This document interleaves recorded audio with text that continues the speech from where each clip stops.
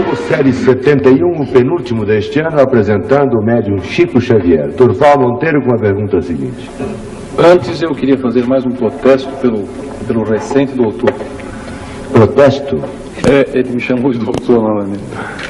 Sabe, Chico, a velha mania Potter fez com que esse seu amigo passasse uns 3 dias consultando livros, buscando a melhor fórmula para fazer as perguntas, tentando encontrar maneira para levantar polêmica, buscando incoerências nas ideias que você defende. De repente a velha mania cai por terra e o repórter se sente muito pequeno ante um homem que, em meio ao caos do século, em meio a tanto desamor, está aí humildemente se balançando numa cadeira e falando do amor das pessoas, do amor das coisas, do amor. Um homem que está aí exalando paz e amor. Foi exatamente aí que me ocorreu a próxima pergunta. Paz e amor. Essas duas palavras encerram a filosofia de um movimento jovem que está tomando conta do mundo, o movimento hippie, eu acho que todos conhecem. Como é que você, Chico Xavier, vê o movimento hippie? Eles não seriam espíritos privilegiados, Chico? Etimologicamente, devo informar ao nosso caro entrevistador, Dr. Durval Mendonça, que não conhecemos a significação da palavra. Tivemos oportunidade de conhecer irmãos nossos filiados ao movimento hippie no exterior. Ficamos a meditar se seria um protesto válido deixar o estudo e o trabalho ou as disciplinas construtivas da vida para edificarmos uma vida nova. Não pude, naturalmente, dentro de minha insignificância, formular qualquer julgamento.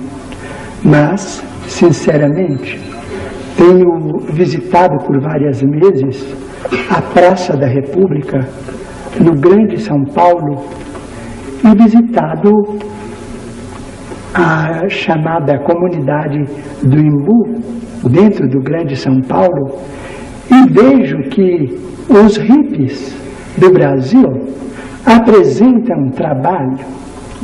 E onde há trabalho humano, há dignidade humana.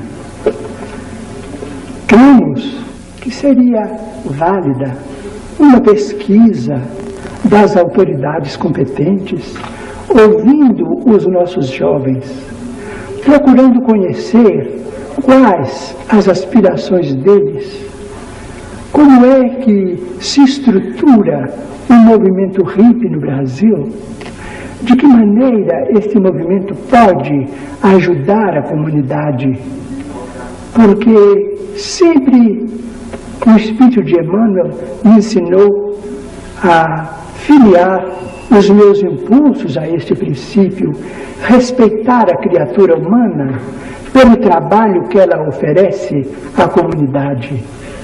Nunca escogitar, vascolejar o coração dos nossos irmãos, nem a consciência dos nossos irmãos, sejam eles quais sejam, mas respeitá-los pelo trabalho que eles nos ofereçam.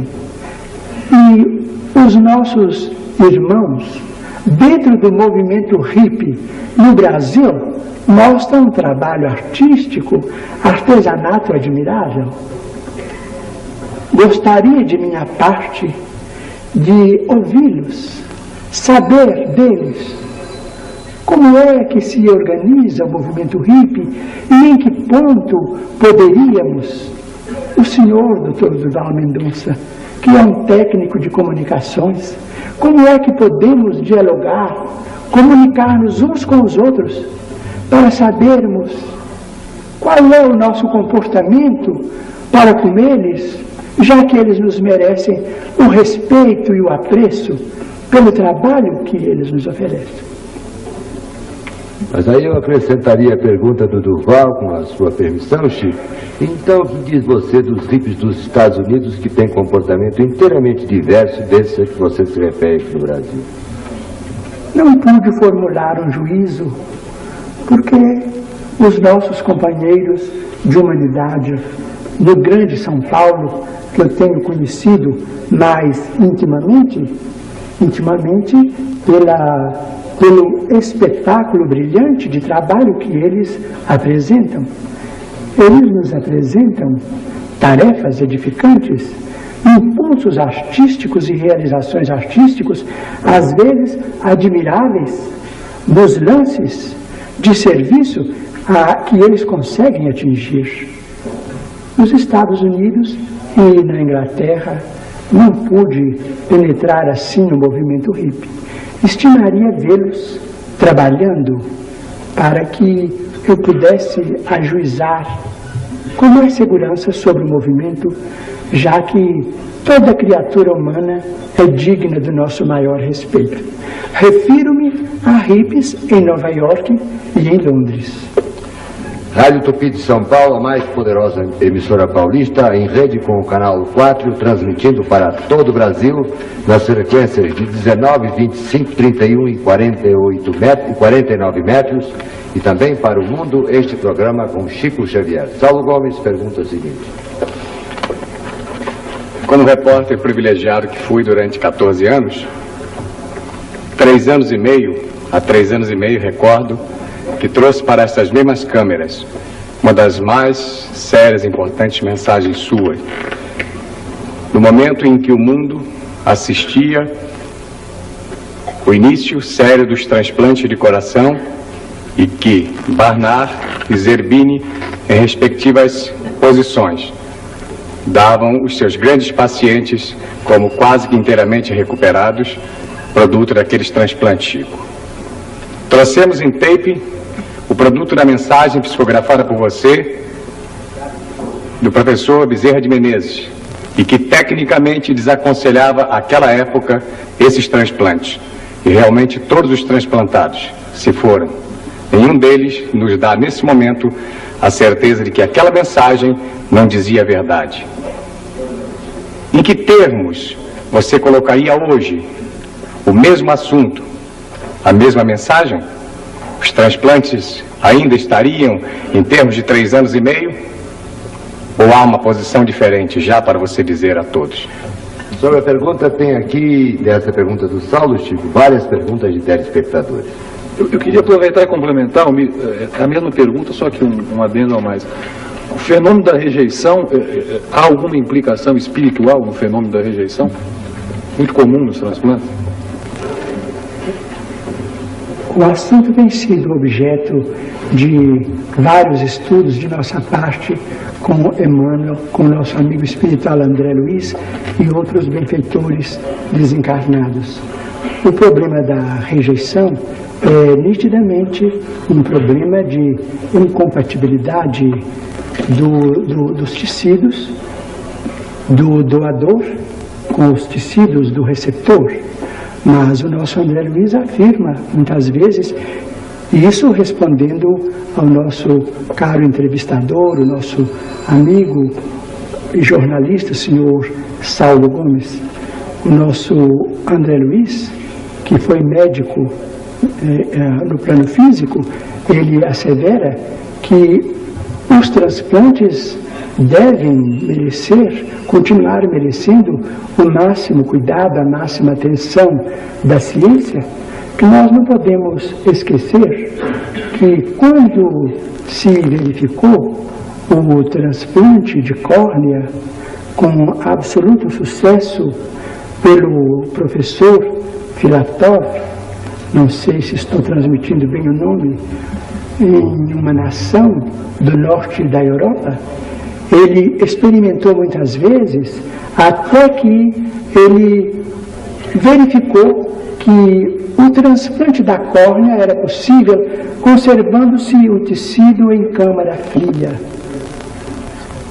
O problema dos transplantes deve merecer o nosso respeito e vamos pedir para que a nossa ciência médica continue para frente, conquanto não deva desprezar os órgãos chamados plásticos, tanto quanto possível, na substituição de órgãos no veículo físico. Mas os transplantes merecem a nossa consideração e devemos prosseguir. Chico, a jornalista Vilma, da revista Intervalo, presente ao auditório, está muito preocupada com as mortes coletivas. Ela quer saber, dentro da doutrina espírita, como se explica mortes assim, aos milhares, em guerras, em enchentes, em toda espécie de catástrofe. Principalmente essa última ocorrida na Índia, da guerra entre o Paquistão. São as provações coletivas que coletivamente adquirimos do ponto de vista de débitos kármicos. Às vezes, empreendemos determinados movimentos destrutivos em desfavor da comunidade ou do indivíduo. Às vezes operamos em grupo, às vezes em vastíssimos grupos. E no tempo devido, os princípios kármicos amadurecem e nós resgatamos as nossas dívidas, reunindo-nos uns com os outros quando estamos acompliciados nas mesmas culpas. Porque a lei de Deus é a lei de Deus, é formada de justiça e de misericórdia. Muito bem. Dona Olga, Chico, pergunta: o plano espiritual admite a cremação dos corpos? Emmanuel, no livro O Consolador, ele afirma que a cremação é um processo legítimo de liberação do espírito desencarnado, apenas aconselhando que o tempo de expectativa deve ser mais longo nos climas tropicais e subtropicais. Nada menos de 72 horas de câmara fria para o nosso veículo carnal quando nos desvencilhamos dele, no caso de optarmos pela cremação. Essa pergunta até eu estou interessado na resposta. Ela vem de Uberlândia e quem a faz é a doutora Ruth de Assis, professora de Direito Internacional Público da Faculdade de Direito da Universidade daquela cidade, Uberlândia. E a faz por intermédio da TV Triângulo Mineiro, Canal 8, que está em rede com o Canal 4 apresentando este seu programa. Pergunta ela: o homem teme a morte, porque julga o fim de tudo. Mas para o Espiritismo, a morte é o renascimento. Como devemos agir para conseguirmos uma morte suave e tranquila? É difícil, né, Chico? O Espiritismo não oferece a solução do problema como novidade, porque o Evangelho de Nosso Senhor Jesus Cristo é um hino à imortalidade da alma e Ele próprio nos deu o quadro inesquecível da sua própria ressurreição. A morte suave, do ponto de vista de continuidade de paz para além desta vida, se deve à consciência tranquila. Cumpramos os nossos deveres, compreendendo que a nossa responsabilidade tem o tamanho do nosso conhecimento. Cumpramos as nossas obrigações e a morte será sempre uma passagem para uma vida melhor. Mas se adquirimos complexos de culpa, nós estamos criando cadeias que nos aprisionam a processos de vida inferior e vamos emitir de nós mesmos irradiações perturbadoras, suscetíveis de criar muita luta, muito conflito naqueles de quem nos aproximamos, porque criamos esses cultos. Saulo está atrás de mim e vai registrar a pergunta de uma pessoa que desfruta de grande influência nos setores artísticos do país. Saulo. É a homenagem que prestamos ao cinema brasileiro na presença, mensagem e pergunta do artista e homem sério Anselmo Duarte. nosso caro irmão Chico Xavier, é para mim uma honra poder dirigir a palavra a você e fazer uma pergunta que tenho a impressão que seria uma pergunta que muita gente gostaria de fazer. O que pensa você, como analisa os chamados milagres da Igreja Católica? Ou seja, o a aparição de Nossa Senhora, Mãe de Cristo, em Lourdes, em Fátima, e no caso de tratar-se de uma materialização espiritual, queria saber se em algumas oportunidades os chamados santos da Igreja Católica têm deixado mensagens através da religião espírita.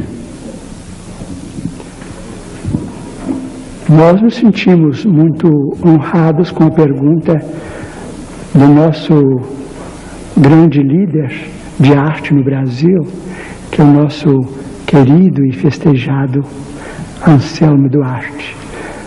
Em nossa infância e na primeira juventude, frequentamos a Igreja Católica com o mesmo respeito com que nos dirigimos hoje a uma reunião espírita cristã. E sempre reconhecemos dentro da Igreja Católica prodígios de espiritualidade inimagináveis. Muitas vezes, principalmente nas missas da manhã, quando era possível a comunhão de vibrações espirituais de todos os crentes, numa só faixa de espiritualidade e de fé em Jesus, tivemos oportunidade de ver espíritos santificados que abençoavam as hóstias e elas se transformavam como se fossem flores de luz que o sacerdote oferecia na mesa da comunhão. Muitas vezes, principalmente do altar daquela que nós veneramos como sendo Nossa Mãe Santíssima, vimos irradiações de luz que alcançavam toda a Assembleia. Do altar consagrado a Santa Teresinha de Lisieux, muitas vezes vi partirem rosas trazidas por criaturas desencarnadas, amigos e amigas católicos da cidade de Pedro Leopoldo, sem que eu pudesse explicar o fenômeno. Tivemos ocasião de, por misericórdia de Deus e com o amparo da comunidade espírita cristã, e sobretudo com a assistência de dois amigos extremamente queridos para nós, um de Uberaba e outro de São Paulo, tivemos a oportunidade de visitar pessoalmente a cidade de Lourdes e vimos ali demonstrações extraordinárias de fé. Sentimos a espiritualidade do Evangelho na cidade de Lourdes como se o cristianismo estivesse renascendo na procissão em toda a sua pureza. Portanto, todos os fenômenos de bondade divina através da Igreja Católica, que nós consideramos como mãe de nossa civilização, eles todos são legítimos, credores de toda a nossa veneração. Nós não estamos separados, os evangélicos reformistas e nem os espíritas cristãos, por diferenças fundamentais. Os espíritos nos ensinam que nós estamos em faixas diferentes de interpretação. Nós somos uma família só diante de nosso Senhor Jesus Cristo e que reverenciamos em sua santidade o Papa e nossos eminentes cardeais no Brasil, protetores da nossa fé.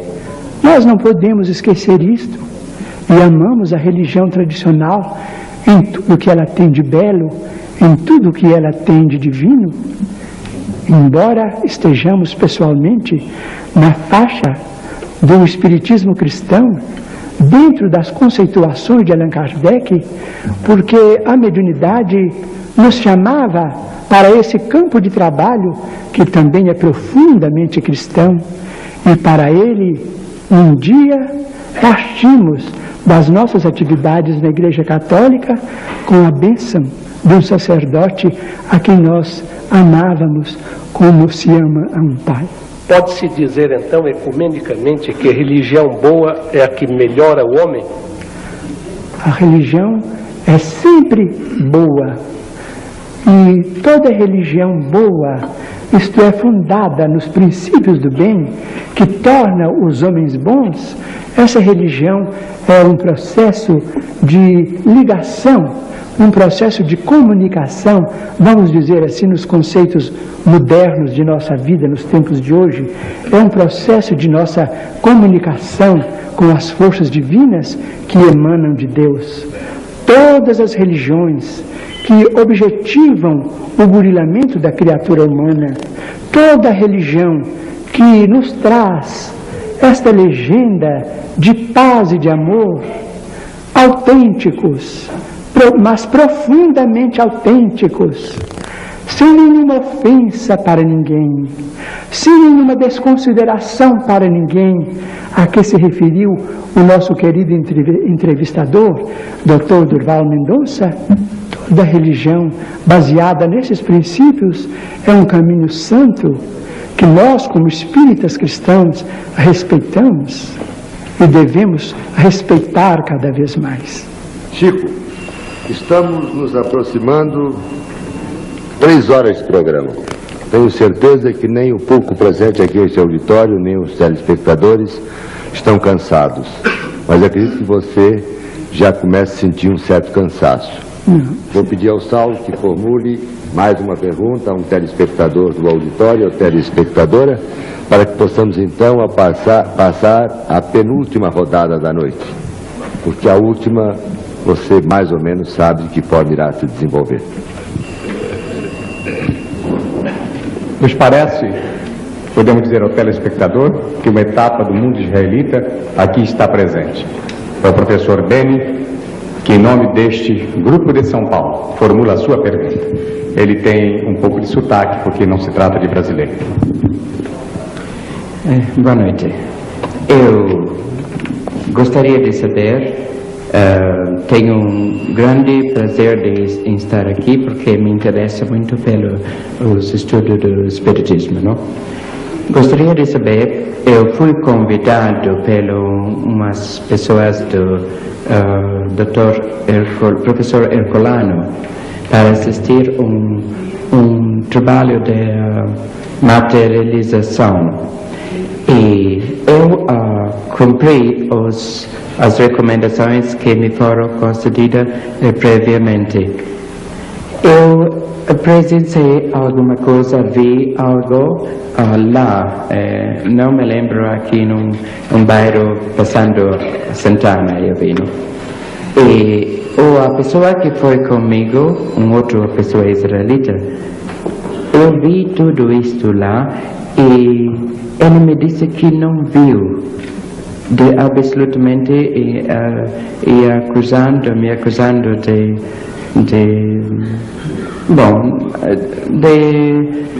mistificador, não? Eu gostaria de saber por que eu vi esta manifestação lá e esta pessoa não viu. Entendeu, Chico? Ele participou de uma sessão de fenômenos de materialização. Ele assistiu, viu as pessoas, viu os espíritos se materializarem. E o amigo não viu. E o amigo então o taxou de embusteiro, de mistificador. Ele quer saber que em sessões dessa natureza, por que em sessões dessa natureza, algumas pessoas podem observar a verificação desses fenômenos e outras não. Cremos que o problema estará afiliado à sensibilidade visual do ponto de vista psíquico de nosso amigo, porque muitas vezes temos ido pessoalmente a reuniões, verificamos a presença de determinadas entidades e muitos amigos não as veem. Acreditamos que o nosso amigo é portador do que nós chamamos de clarividência mediúnica, talvez não muito desenvolvida por enquanto, mas suscetível de encontrar um grau muito elevado de evolução, propiciando a ele mesmo ensinamentos muito grandes e lições que serão para ele verdadeiras bênçãos da espiritualidade superior. Ô Chico, eu estou notando uma coisa, nós estamos muito sérios esta noite. O programa anterior foi mais aberto. Você está muito sério, eu estou muito sério, os entrevistadores estão muito sérios. Eu estava me lembrando aqui de um episódio que você me contou quando voávamos de Belo Horizonte a São Paulo. E me lembrei também que a ocasião a que você se referia está se aproximando novamente, que é exatamente o Natal. Você falava naquele problema da roda, está lembrado? Recordo. A roda parou? Ou você pensa que poderá parar? Não. Gostaria de uma explicação mais clara. Mais sobre clara? a roda. Então eu vou só dar a abertura e o resto você conta. O Chico faz questão que se saiba que ele é de família muito humilde. O pai dele era vendedor de bilhetes.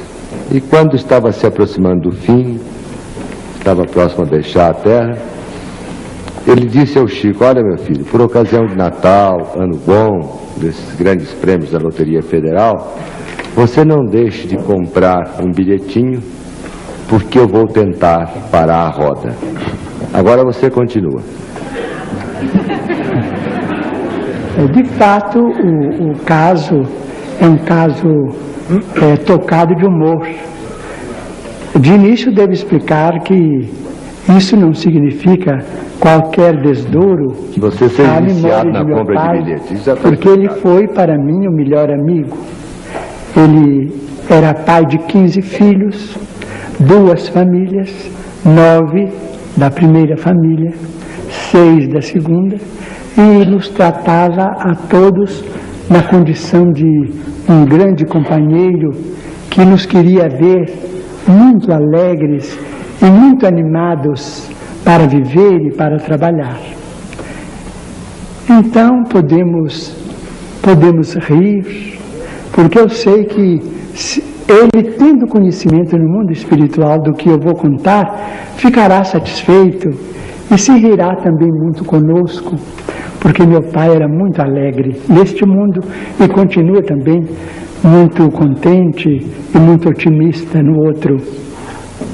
Mas em 1939 atravessávamos um período de muita dificuldade em nossa família.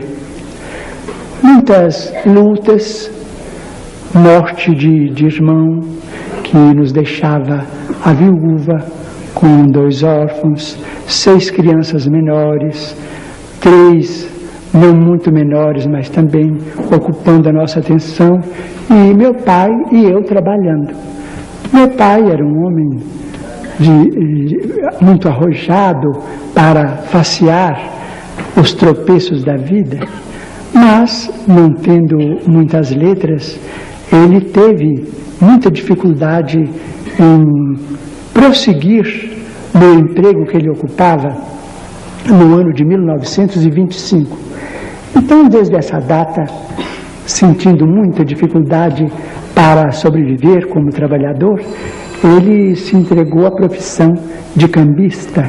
Vendia bilhetes de loteria e vendeu bilhetes de loteria por mais de 30 anos consecutivos.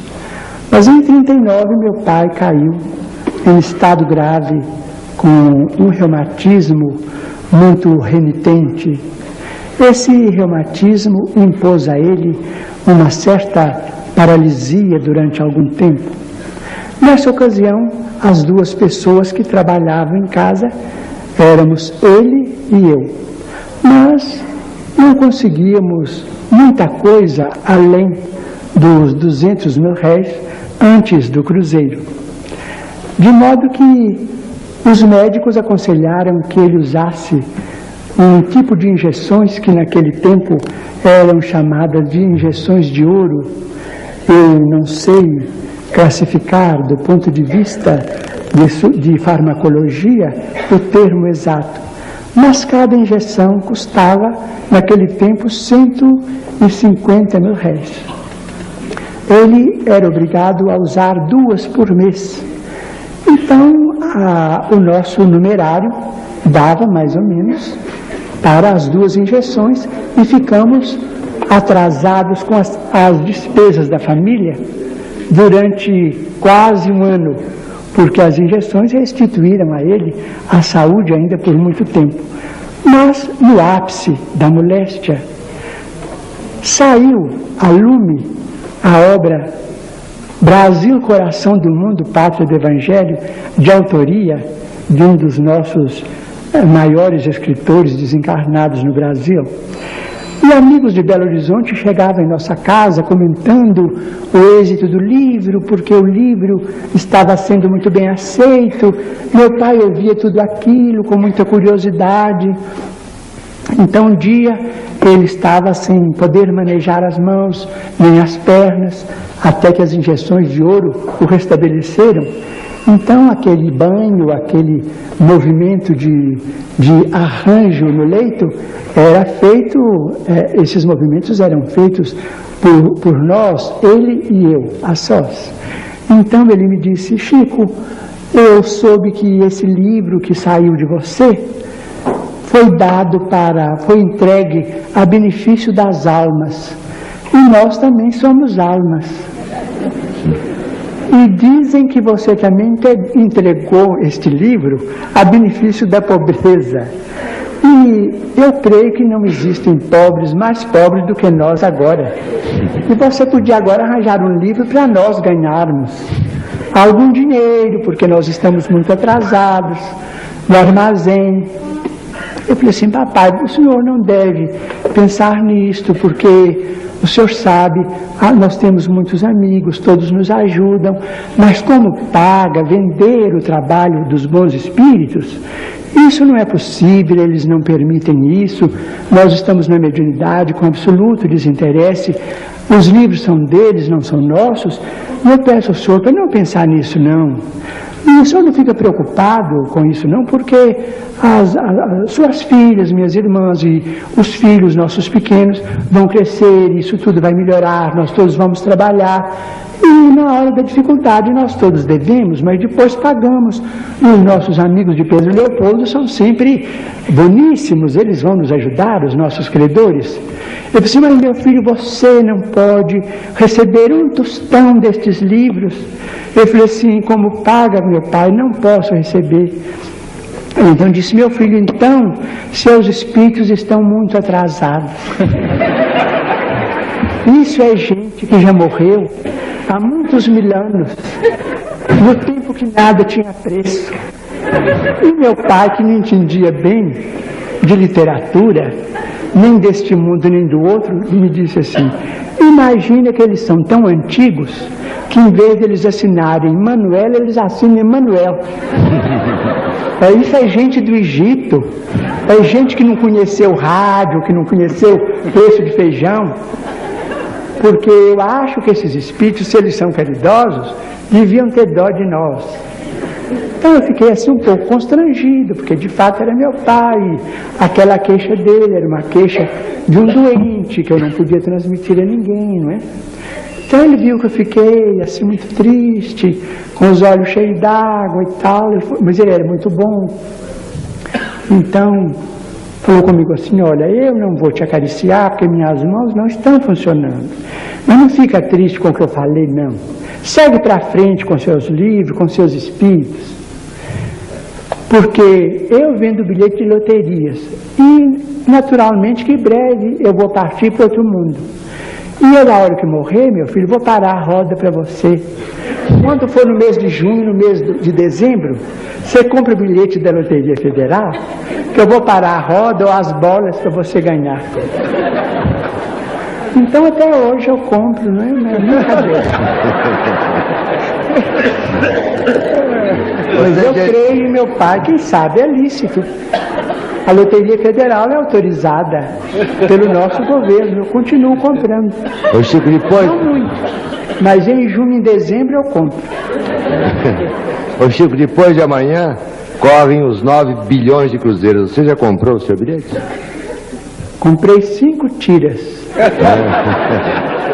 De números diferentes. Está nas mãos de um amigo nosso chamado Sr. Wicker Batista de Uberaba. Ele fez a compra para mim, a meu pedido, para que depois eu fizesse o pagamento a ele. Guardei as 5 tiras porque ele me entregou para guardar. Agora, sinceramente, eu não sei o dia que corre. É quarta-feira depois de amanhã. É muito cara, mas 5 tiras eu tenho. Ô Chico, um telespectador quer saber de você, antes de passarmos a penúltima pergunta com a equipe interna, se nas suas comunicações com seus guias do além, do espaço, existe também censura. Eu explico censura de que maneira? Se eles comunicam um fato a você que possa acontecer ou qualquer coisa de maior importância e impedem você de transmitir aos seus adeptos, aos seus fiéis, essa comunicação. Desde muito tempo o Espírito de Emmanuel nos orienta que nós somos responsáveis pelas imagens que criamos na mente dos nossos irmãos. Portanto, ele nos ajuda a censurar tudo aquilo que possa vir por nosso intermédio. Até hoje tem sido assim, conquanto essa censura não impeça o auxílio que ele e outros amigos espirituais vão dar às pessoas necessitadas de socorro. Do ponto de vista literário, muitas vezes tenho tido a visita de poetas e escritores que desejam escrever nos temas que os sensibilizaram neste mundo, mas sem maior proveito para a Terra. Eles às vezes querem escrever, conversam, falam páginas maravilhosas se fossem escritas, mas Emmanuel corrige o assunto e não permite que as páginas venham por nosso intermédio, porque ele considera que do mundo espiritual para nós deve vir aquilo que for de construtivo, que possa nos ajudar. Muito bem, e passamos então à penúltima rodada da noite com o Vicente Leporás formulando a sua pergunta. Apenas para esclarecer, Chico, que o seu pai, quando desencarnou, o sistema da Loteria Federal era diferente. Agora não adianta que ele insista em parar a roda, porque não é mais feito no sistema Fichet, não. Agora são esferas com um número completo, cada esfera tem 5 logaritmos. É uma roda, como, por exemplo, essa que a gente vê no programa de televisão, são os números completos, são 53 mil bolinhas encerradas numa urna, e numa outra urna posterior, uma outra urna ligada, existem os prêmios. Primeiro prêmio, segundo prêmio, etc. Quer dizer que se o seu pai estiver preocupado em fazer parar a roda... eu acho que ele não consegue, nem a roda, nem a bola. Eu devo estar muito feliz porque não me falta nada e todas as dívidas foram muito bem pagas, estamos muito bem, as meninas cresceram, se casaram, os rapazes também têm outras vidas, estamos muito bem, ele e eu, ganhamos por outra loteria. E depois, a mais acrescentar o seguinte, Chico Xavier, acontece que o nosso número, o seu e o meu, estão sempre inscritos em esferas bem maiores que aquela do buraco onde elas possam atravessar. Não vai sair nunca. O nosso caro amigo, o Vicente Leporás, fala muito bem. Mas eu quero falar justamente sobre meu pai, o Chico Xavier. Aquele que lê como eu leio as coisas que dizem respeito ao espiritismo, que praticam, que militam também num ramo do espiritismo, eu estranho o Chico Xavier e não acho quem me explique. Meu pai desencarnou em 1938, há 33 anos, portanto. E até hoje não chegou ao meu conhecimento, nem a ninguém da minha família, que em qualquer circunstância o espírito do meu pai tivesse se manifestado através de um médium. Não só nas nossas relações, como extra-relações, nunca soube que o espírito tivesse baixado. Então eu lhe pergunto, Chico, o espírito, meu pai tinha de espírito gaiato, galhofeiro, e transmitiu esse espírito ao filho. Eu pergunto se um espírito, para se tornar superior e baixar a terra e ser invocado, ele precisa passar por que espécie de e de análise, ele precisa passar por um crivo especial, precisa se subordinar a um tratamento especial. Como se opera esse fenômeno do espírito que baixa, vem à Terra e se manifesta? O assunto, devemos dizer ao nosso caro amigo, Sr. Vicente Leporassi, o assunto é novo na humanidade e a ausência aparente de Senhor seu Pai não implica numa falta de elevação.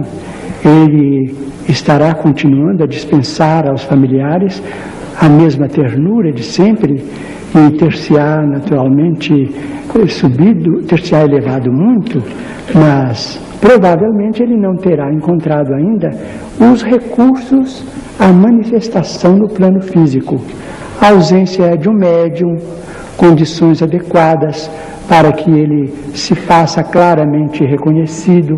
Muitas vezes os nossos queridos familiares encontram oportunidade para se expressarem a nosso benefício, mas às vezes o médium está em condições deficientes e eles desistem de se comunicar conosco de modo imperfeito, porque muitas vezes cairíamos numa surpresa menos construtiva e a perplexidade agiria em nosso desfavor.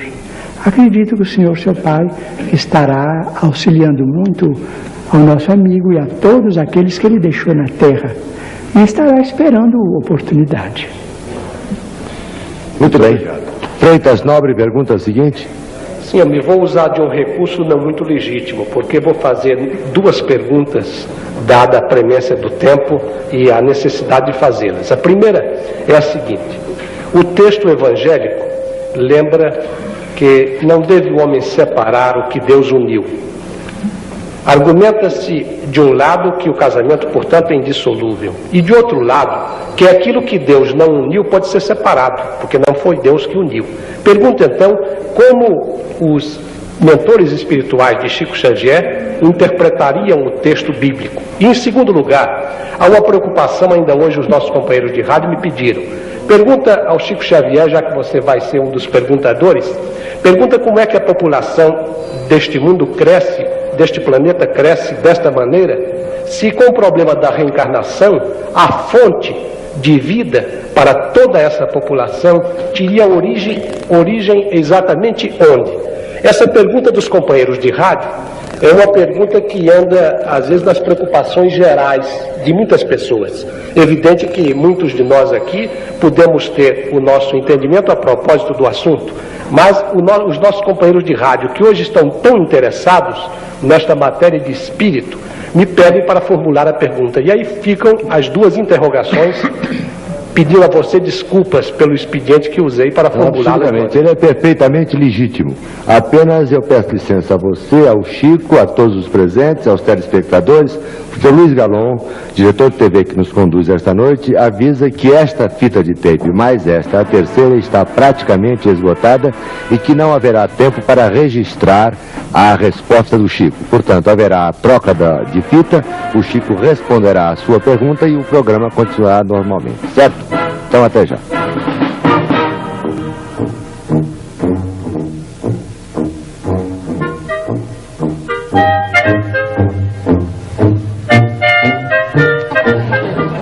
Mais uma vez em seus receptores para apresentar a parte final do Pinga Fogo, concluindo esta rodada que havíamos iniciado com a pergunta do Freitas Nobre e que não se verificou a resposta do Chico pela troca da fita de videotape. O Chico vai agora responder as duas formulações feitas pelo deputado Freitas Nobre. Só um pouquinho mais de silêncio, o auditório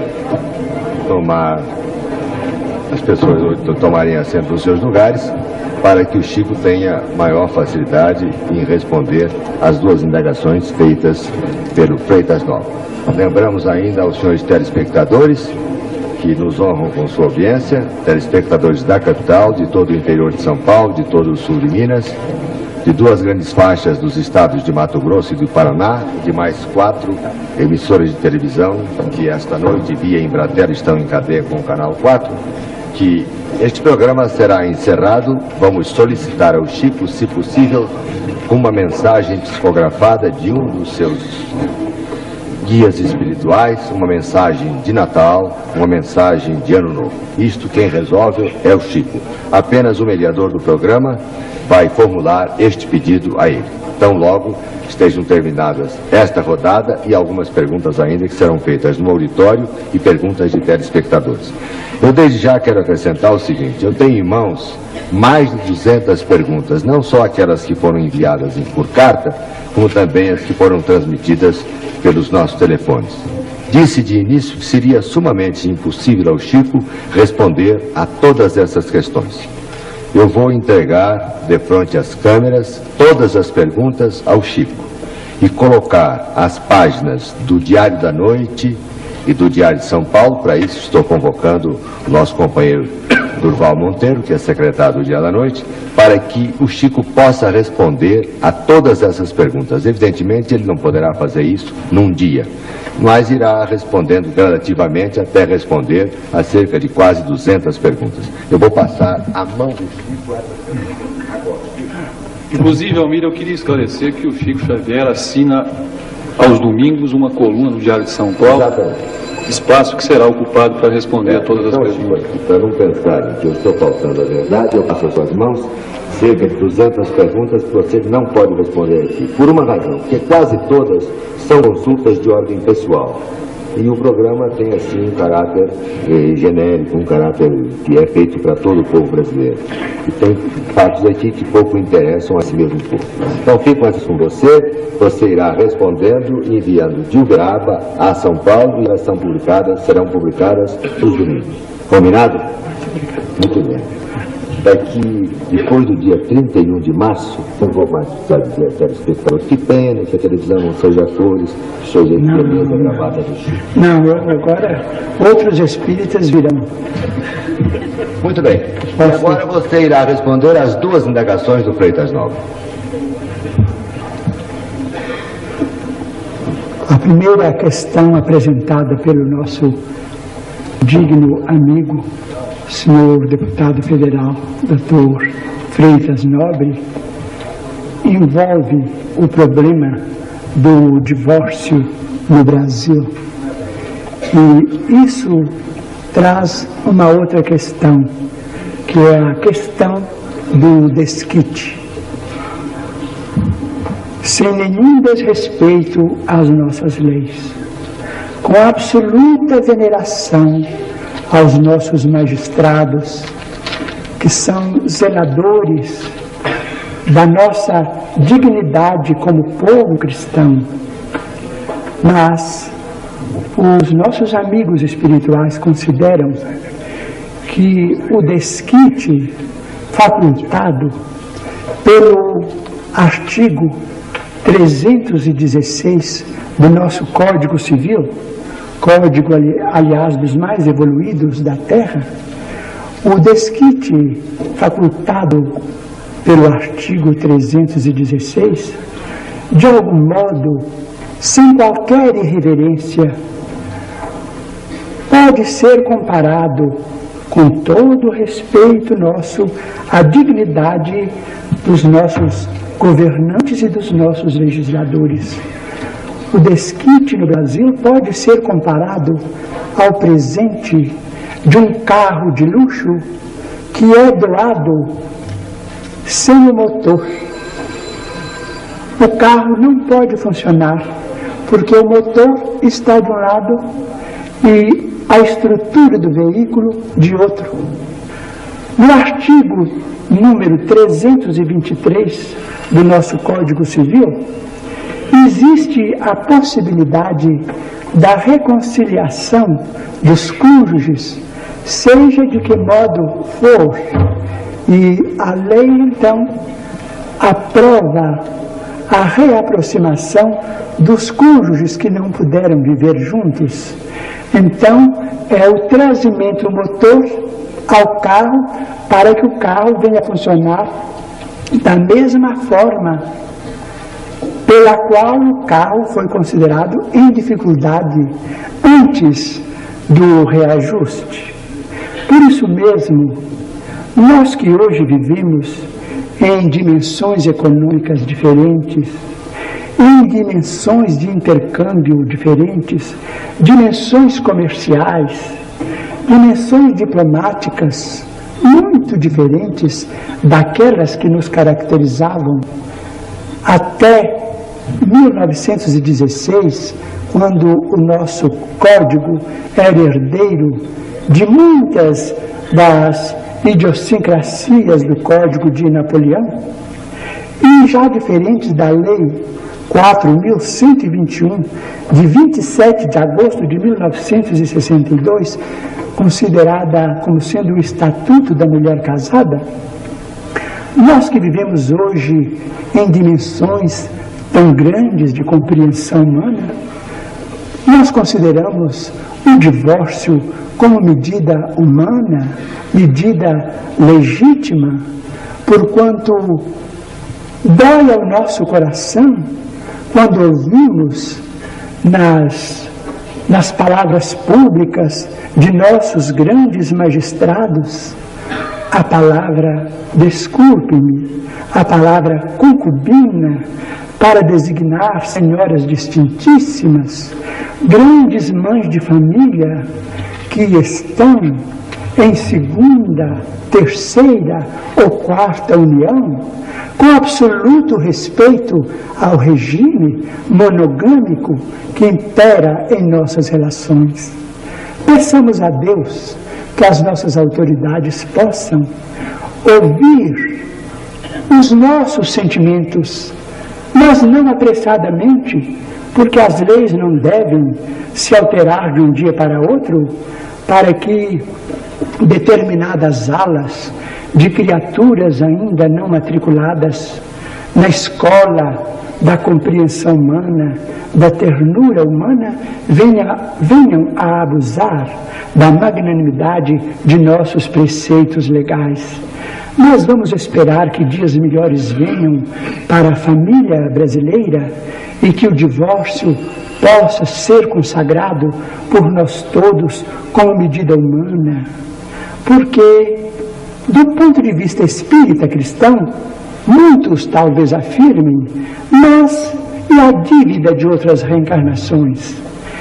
Muito bem, mas os nossos bancos fornecem moratórias, fornecem reformas.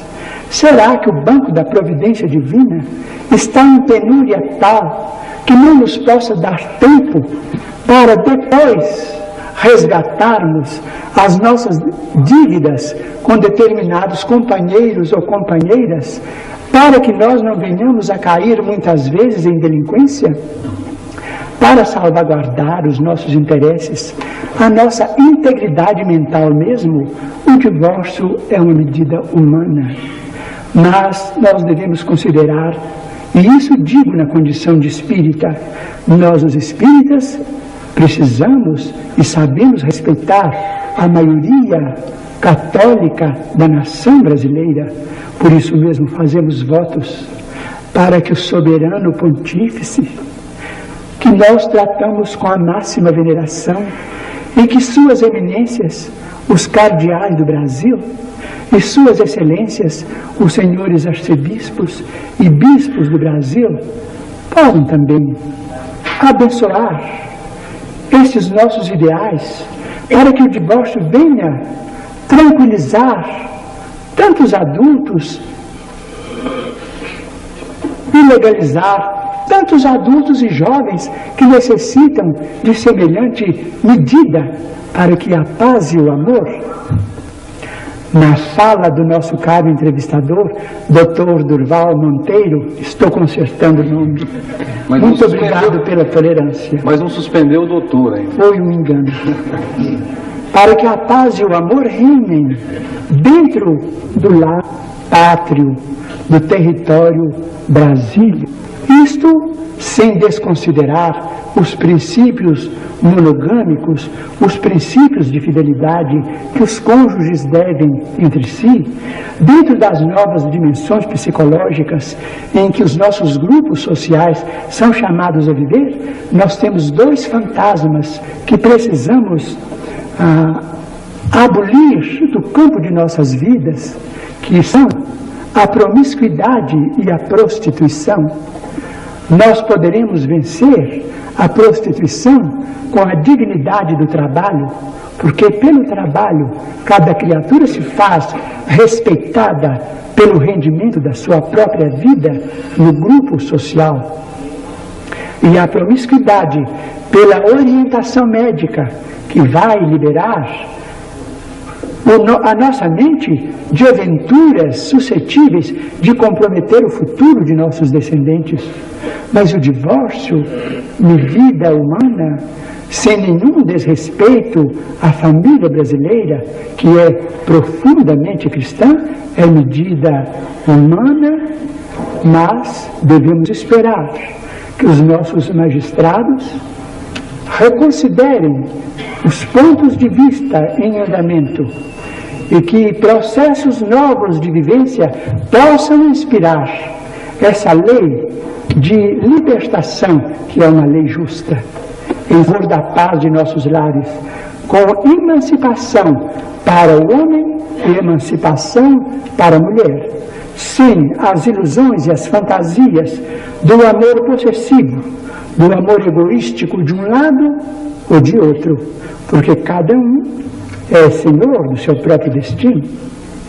Quanto à população, nós podemos dizer, podemos esclarecer ao nosso caro informante que a população, vamos dizer, flutuante do globo terrestre é muito grande e que orientadores de economia na Europa são unânimes em asseverar, a maioria deles, que o nosso planeta ainda comporta talvez mais de 30 bilhões de habitantes, desde que nós venhamos a explorar também as nossas possibilidades no mar, porque há toda uma flora e há toda uma fauna a esperarem por nós no mar.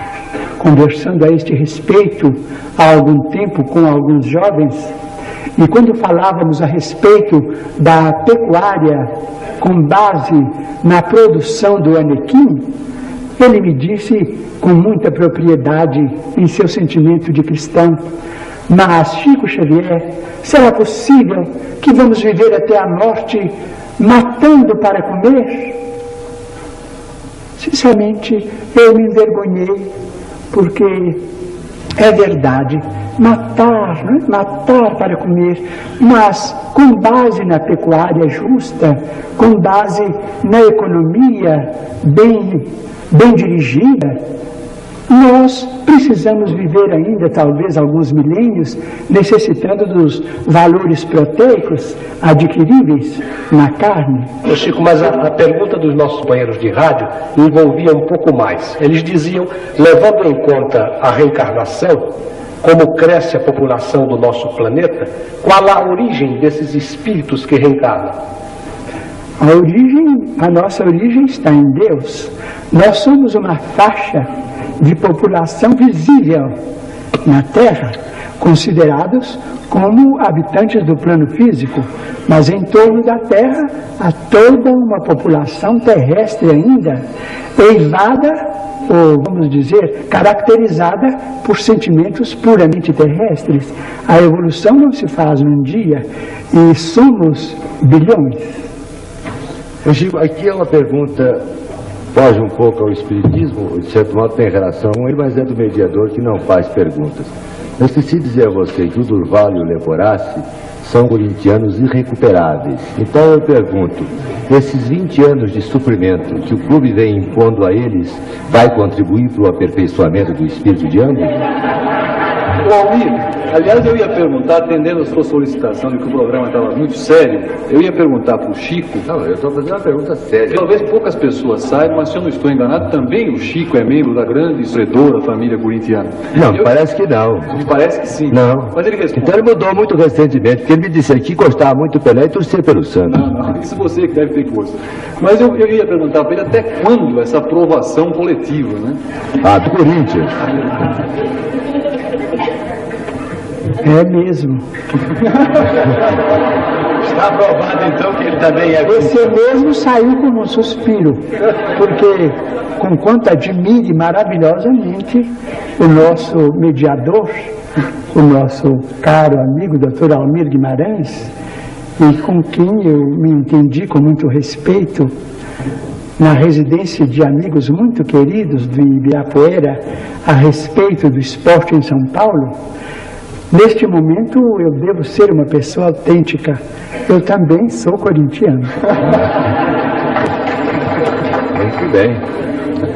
Mas, Chico, uma pergunta aí dentro da pergunta. Você acha que o Pelé tomou uma atitude certa, correta, ao deixar a seleção brasileira ainda em plena forma, como está? Pelé? É. Considero que, como admirador do Pelé, estimaria que ele prosseguisse. Deixar a na seleção brasileira. Era chegada a hora. Estimaria que ele continuasse. Continuasse jogando. Só deixasse por impossibilidade provinda de ambiente externo, mas não de uma consideração íntima em que ele subestima os valores dele mesmo. Eu estou dizendo isso porque ele é seu conterrâneo e gosta muito de você. Doutor Hernani Guimarães. Muito, eu também admiro muito. Mas ele não respondeu até quando vai a aprovação, né? A aprovação vai para a frente se for este o caminho. Mas vamos continuando como sendo a torcida fiel. Vamos orar, né? Exato. Doutor Hernani Guimarães Andrade com a pergunta seguinte. Chico, nós sabemos atualmente, pelos estudos que se fazem no tocante à reencarnação, estudos esses levados a efeito por cientistas de grande gabarito, como o professor Ian Stevenson, que é professor de psiquiatria e neurologia na Universidade de Virgínia, nos Estados Unidos. Nós sabemos hoje, com base em observação experimental, que o espírito pode, de uma encarnação para outra, mudar de sexo. E poderíamos até dar um nome a este fenômeno de transexualidade. Eu pergunto a você, haveria alguma relação entre homossexualismo e transexualidade no sentido reencarnatório? Na maioria dos casos, sim. Conquanto o serralho, na antiguidade, e as guerras de longo curso tenham estimulado determinado tipo de costumes menos construtivos. Mas não devemos desconsiderar de maneira nenhuma a maioria dos nossos irmãos que vieram e que estão na Terra em condições inversivas do ponto de vista de sexo, realizando tarefas muito edificantes ou em caminho de redenção de seus próprios valores íntimos.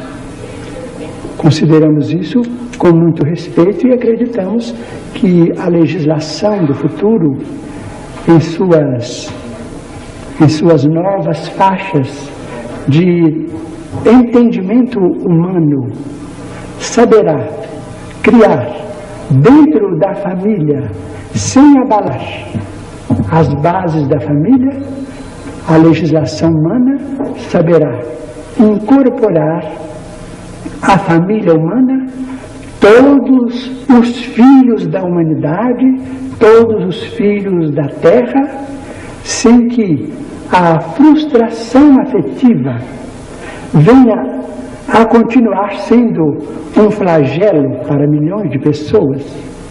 Num congresso de neurologia realizado há muito pouco tempo, se deu especial destaque ao problema da fome. É verdade que o problema da fome é removível com a redistribuição do trabalho, com a administração criteriosa do trabalho para a criatura humana em todas as idades de sua posição válida no plano físico. Mas a frustração afetiva é um tipo de fome capaz de superlotar os nossos sanatórios e engendrar os mais obscuros processos de obsessão. E por isso mesmo devemos ter esperança de que todos os filhos de Deus na terra serão amparados por leis magnânimas com base na família humana, para que o caráter impere acima dos sinais morfológicos e haja compreensão humana bastante para que os problemas afetivos sejam resolvidos com o máximo respeito às nossas leis e sem abalar de 1 milímetro o monumento da família, que é base do Estado. Doutor Durval Monteiro, pergunta assim. Mendonça já foi retificado. Quanto à suspensão do doutor, eu desisto e vou ser até o final do programa. A minha pergunta é rápida, Chico. Em que instante da gestação ocorre a encarnação? E o espírito tem consciência disso? O nosso André Luiz costuma dizer que a consciência disso é um fenômeno raríssimo. Na maior parte, talvez 99% dos casos de reencarnação, a criatura está na posição de quem dorme, no claustro materno, de quem se acomoda no carinho materno para o renascimento, dentro de um processo um tanto ou quanto semelhante à anestesia para cirurgias no terreno humano. Um certo torpor. E a criatura vai acordando aos poucos, porque também a ciência vai verificar isso. A recapitulação do processo evolutivo não se verifica tão somente na fase embrionária da nossa vida fetal, mas alguns anos também depois do nascimento. A criança está repetindo na sua feição de criaturinha impulsionada por movimentos saltuários determinados tipos de impulsos que ficaram na retaguarda. E o próprio complexo de Édipo, que muitos dos nossos psicoanalistas consideram como sendo um período que vai depois dos 6 meses do nascimento até os 6, 8 anos, com as derivações desse mesmo complexo, as derivações edipianas, esses complexos todos são plenamente compreensíveis com o fenômeno da reencarnação e do nascimento da criatura em estado de reajuste gradativo. Saulo Gomes. Me parece que é a última pergunta, a última rodada. A não ser que os membros da mesa entrevistadora tenham alguma observação a fazer, alguma pergunta, e isso pode fazer. Essa era a penúltima, não é? Hein? Essa era a penúltima. A penúltima? Não. Era assinalado como penúltima. Nós temos quase 4 horas de programa. E como eu vou pedir ao Chico, e não sei se isso será possível, fica na dependência dele, que ele, antes de encerrar, ou encerre o programa exatamente como encerrou o programa anterior, é que eu estou dizendo. Mas se alguém tiver alguma outra pergunta a formular, por favor. Eu tenho apenas uma observação que me permite fazer antes que o Saulo formule a última pergunta. Pois não. Eu travei uma luta íntima comigo, o Chico Xavier, porque a minha intenção era, e consultei o meu ego interior. E o ego exterior é egoísta, é vaidoso. A minha intenção era fazer com que eu fosse dono, fosse proprietário de um livro autografado na presença do maior público que já existiu na história da literatura mundial. Eu ia pedir a você que autografasse esse livro para mim. Mas acho que é uma supina vaidade, ia ferir a sua suscetibilidade, a sua humildade. Então eu prefiro ficar apenas com o desejo, Chico Xavier. Eu vou lhe levar o livro para ser autografado numa outra oportunidade, mas vou até a sua casa, lá em Uberaba. Este ou outro livro qualquer que você nos dê. Fico muito feliz e honrado com a visita pessoal, mas pediria ao nosso mediador, nosso caro doutor Almir Guimarães, licença, uma fração de um minuto. Se você retirar o doutor, Bom, já que é para benefício geral da nação e para a tranquilidade dos espíritos, então eu vou vencer o meu ego exterior.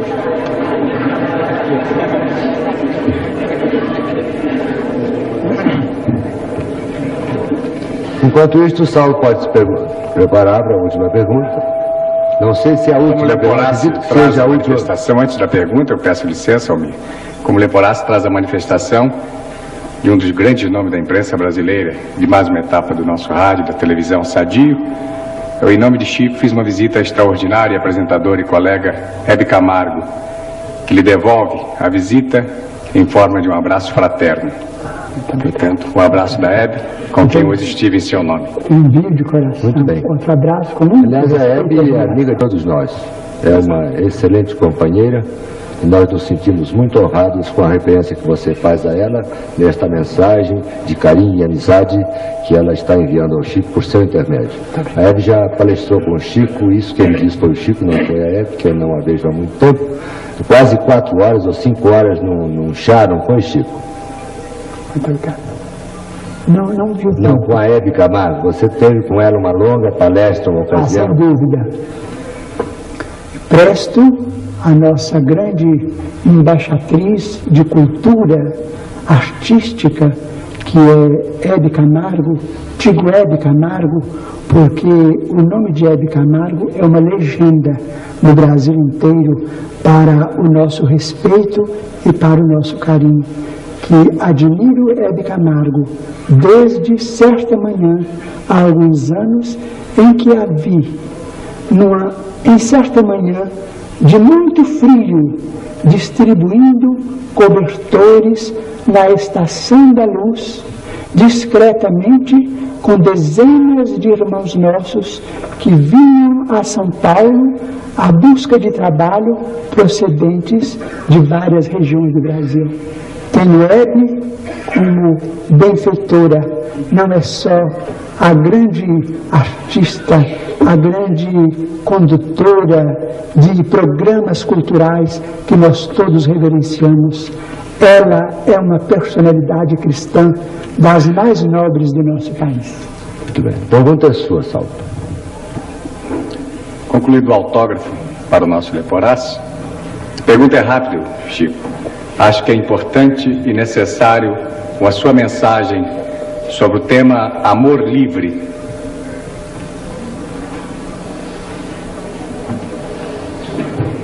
É o livro mais importante que eu vou ter na minha biblioteca. E não adianta fazer oferta não, porque não está em leilão. Ninguém vai ver esse livro, a não ser eu e a minha família e os meus privilegiados amigos. E não há preço, porque eu sou capaz de dobrar a oferta para que ele fique comigo. Muito obrigado, Chico. Muito obrigado. Diz o nosso Emmanuel que o amor como fonte divina de manifestação de Deus é o oceano de força em que nós todos vivemos, porque nós todos vivemos num oceano de amor, mas que o sexo é responsável quando o instrumento do amor. Portanto, as nossas ligações de natureza sexual devem obedecer ao critério da lei, da palavra empenhada, do compromisso, da monogamia, enfim, embora nos amemos infinitamente uns aos outros, mas no terreno do sexo, o amor precisa de represas para que ele não faça uma inundação destrutiva, criando calamidades sentimentais suscetíveis de arrasar com a família, com a nossa organização social. O amor vindo de Deus é livre, mas no sexo, o amor é responsável. Muito bem. Chico, antes de... estão sendo providenciados os lápis ou as esferográficas para você procurar psicografar uma mensagem de ano bom aos presentes e a todo esse mundo de telespectadores que neste instante nos honra até esta hora com sua audiência. Eu vou formular uma pergunta a você. Diz assim, foi posta aqui em cima da minha mesa, mas como eu gosto um pouco de jogo, então achei interessante a pergunta. Chico, o nosso irmão, Dr. D'Angelo Neto, você deve conhecê-lo, já desencarnado, preocupado com a questão da legalização do jogo no Brasil, cuja tese já ganhava o apoio de espíritas com mandato no Parlamento, ou na Câmara Federal, no Senado da República, pediu a opinião do Dr. Bezerra de Menezes. Por seu intermédio, Chico, obteve resposta: legalizado ou não, o jogo é imoral. O que pensa você a respeito? Dr. Bezerra estava certo ou errado? Gostaria de, futuramente, reconsiderar o assunto num estudo mais pormenorizado, porque o assunto é dependente de deliberações legais daqueles que nos governam, que nós precisamos tratar com o máximo respeito. Futuramente, espero que o Dr. Bezerra de Menezes se manifeste novamente. Ou não, guardadas as dimensões, as finalidades, os objetivos, as diretrizes do assunto. Muito bem, tem aqui uma outra pergunta, é feita também pelo doutor, já foi feita uma primeira, doutor Domingos Pimentel de Ulloa, que é o reitor da Universidade de Uberlândia. Ele pergunta: o senhor, com segura obstinação, revista a Realidade já citada, afirma não ser o autor das 111 obras psicografadas e já editadas. Entretanto, o senhor, em entrevistas, pronunciamentos, escritos vários, em estado não mediúnico, demonstra excelentes qualidades intelectuais. Pergunta: está ou esteve em suas cogitações escrever e editar uma obra não psicografada?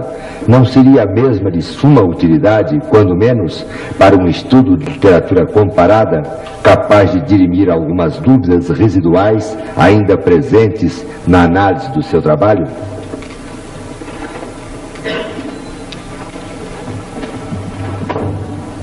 Quando vimos a televisão, estimamos falar com o nosso coração dentro de toda